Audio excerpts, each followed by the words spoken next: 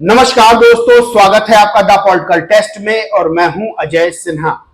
दोस्तों, कल हरियाणा में जिस तरह से बीएसपी सुप्रीमो मायावती की रैली हुई, जिस तरह से वहां लाखों की भीड़ जुटी और जिस तरह से उस रैली से एक बड़ा संदेश निकलकर सामने आया है, उसने ना सिर्फ हरियाणा बल्कि उत्तर प्रदेश की राजनीति में भी एक नया मोड़ ला दिया है।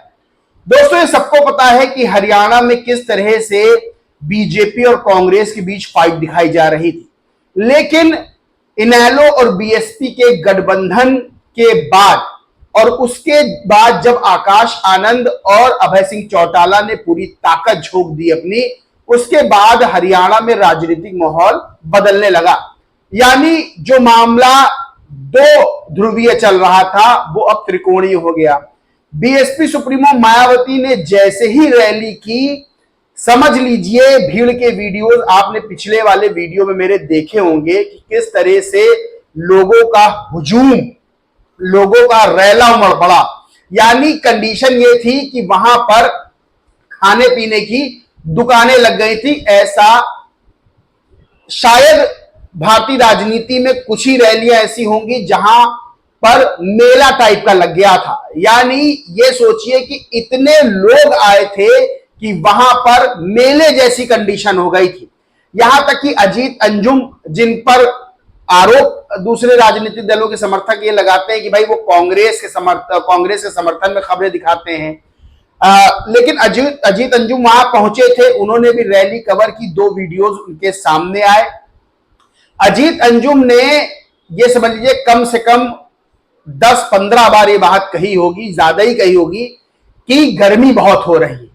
अब सोचिए कि अजीत अंजुम, जो कि लंबा समय, उनको लंबा अनुभव है पत्रकारिता का, उन्होंने सड़कों में पत्रकारिता की है, वहां सोचिए जिस व्यक्ति को इतना लंबा अनुभव है उसके बाद भी उनको गर्मी लग रही थी।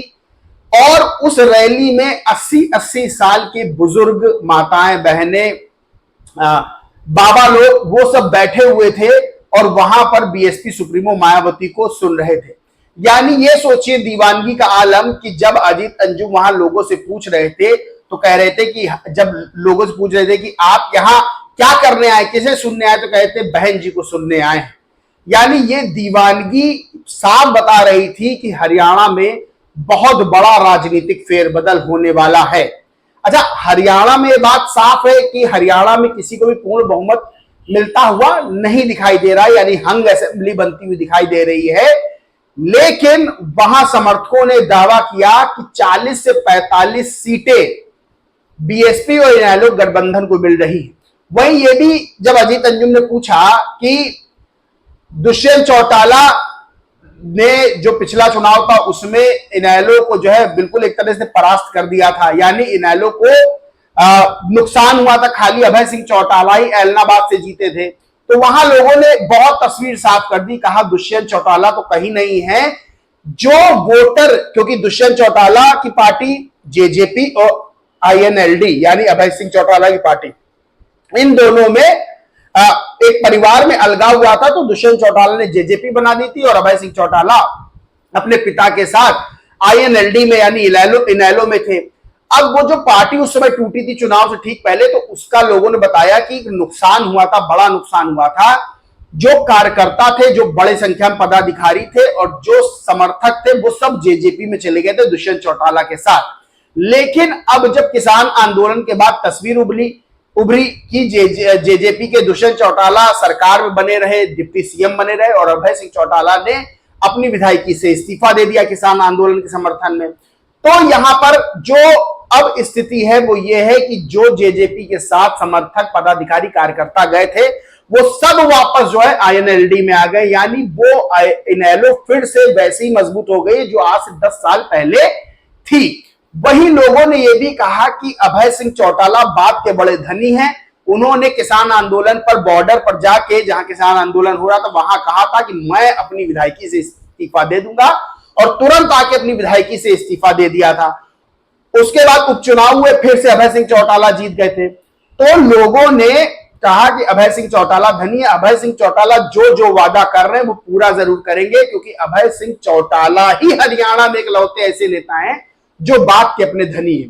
अच्छा, ये हो गई आईएनएलडी की बात। अब बात करते हैं बीएसपी की। देखिए, बीएसपी सुप्रीमो मायावती का हरियाणा की धरती पर आना और वहां जनसभा को संबोधित करना सीधे तौर पर इस गठबंधन के पक्ष में बड़ी हवा बना गया है। यानी अभी एक रैली हुई है, अभी बताया जा रहा 3 रैलियां और होनी हैं।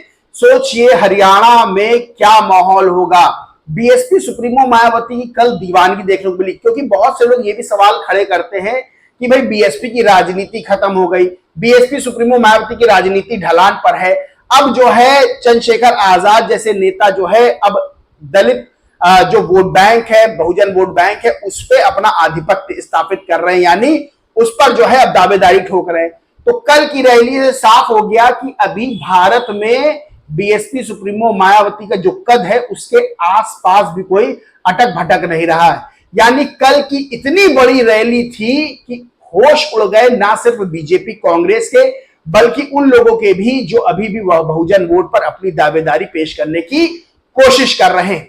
बीएसपी सुप्रीमो मायावती की रैली के बाद वहां जो बीएसपी समर्थकों में, इनेलो समर्थकों में उत्साह दिखा, सीधे दावा ठोक दिया गया कि अब सरकार बनेगी तो बीएसपी इनेलो गठबंधन की बनेगी और मुख्यमंत्री बनेंगे अभय सिंह चौटाला। अच्छा, बीएसपी सुप्रीमो मायावती ने जो वहां बात कही उसने उत्तर प्रदेश की राजनीति में भी एक नया मोड़ ला दिया है। दरअसल बीएसपी सुप्रीमो मायावती ने बड़ी घोषणा करी। घोषणा यह थी कि यहां हरियाणा में चुनाव जीतते ही अभय सिंह चौटाला सीएम बनेंगे और 2 डिप्टी सीएम बनेंगे, एक दलित समुदाय से होगा और दूसरा या तो अन्य पिछड़ा वर्ग से होगा या फिर सर्व समाज से होगा। अब ये बात उत्तर प्रदेश की राजनीति में किस तरह असर डालती है? देखिए, अगर बात करें तो आज की मौजूदा सरकार पर यानी बीजेपी की सरकार पर भी आरोप लग रहे हैं कि जाति देखकर जो है काम किया जा रहा है। इससे पहले अखिलेश यादव की सरकार थी, उसमें भी यही आरोप लगे थे कि यादवों को फायदा पहुंचाया जाता है, अन्य जो जातियां हैं उनको जो है अनदेखा किया जाता है। लेकिन बीएसपी सुप्रीमो मायावती की सरकार जब रही 2007 से 12, तब ये आरोप लग नहीं पाए। देखिए, बीएसपी सुप्रीमो मायावती ने अपना पूरा संघर्ष दलित समाज, बहुजन समाज के लिए दिया है, लेकिन उन पर सत्ता में आने के बाद कभी यह आरोप नहीं लगा कि उन्होंने किसी एक वर्ग को फायदा पहुंचाया हो, यानी सबके लिए काम किया। और जो शोषित वंचित थे उनके लिए तो सरकारों का काम होता ही है कि करना, वो बीएसपी सुप्रीमो मायावती ने बहुत अच्छे ढंग से किया। अब यहां पर जो 1 सीएम और 2 डिप्टी सीएम वाली थ्योरी हरियाणा में बीएसपी सुप्रीमो मायावती ने दी है, उत्तर प्रदेश में इसका असर यह होगा कि उत्तर प्रदेश में बड़े बड़े जो नेता हैं वो बीएसपी से जुड़ेंगे। देखिए, अंदर की बात जो निकलकर सामने आ रही है, इस पे भी मैं एक वीडियो बनाऊंगा, लेकिन भी थोड़ा और क्लैरिफिकेशन हो जाए, क्योंकि मुझे कुछ बहुत पुराने नेताओं से पता चला है कि अब बहुत पुराने जो नेता बीएसपी में रहे हैं वो बीएसपी से वापस जुड़ने जा रहे हैं। ये सब अंदर खाने बातें चल रही हैं बीएसपी के पुराने नेताओं को जोड़ने की। अब जो 1 सीएम 2 डिप्टी सीएम वाली चीज है, उत्तर प्रदेश में भी ये बीएसपी की बड़ी वापसी करवाएगी।